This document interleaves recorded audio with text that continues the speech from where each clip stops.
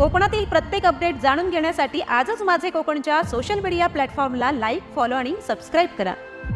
रोहा तालुक्यामध्ये रोहा पोलिसांकडून आज रोहा येथील मुख्य रस्त्यावरती पायी पेट्रोलिंग करण्यात आली। यावेळी नो पार्किंग मध्ये उभ्या असणाऱ्या 21 वाहनांवरती कारवाई करत सुमारे 14,000 रुपयांचा दंड वसूल करण्यात आला आहे। पोलिसांकडून नागरिकांना आवाहन करत दररोज पायी पेट्रोलिंग करण्यात येणार आहे, तरी कोणी नो पार्किंग मध्ये वाहने उभी करू नये अथवा कारवाई करण्यात येईल असे आवाहन केले आहे।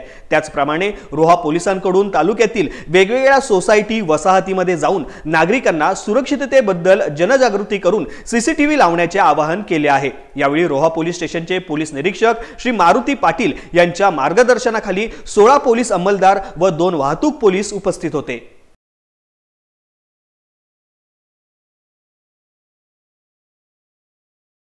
सर्व नागरिकांना सूचित करण्यात येते की सर्व नागरिकांना रोहा पोलीस स्टेशनवरून तुम्हाला आवाहन करण्यात येते की तुमचे मौल्यवान वस्तू तुमच्या घरी सांभाळून आणि बँकेच्या लॉकरमध्ये ठेवायचे।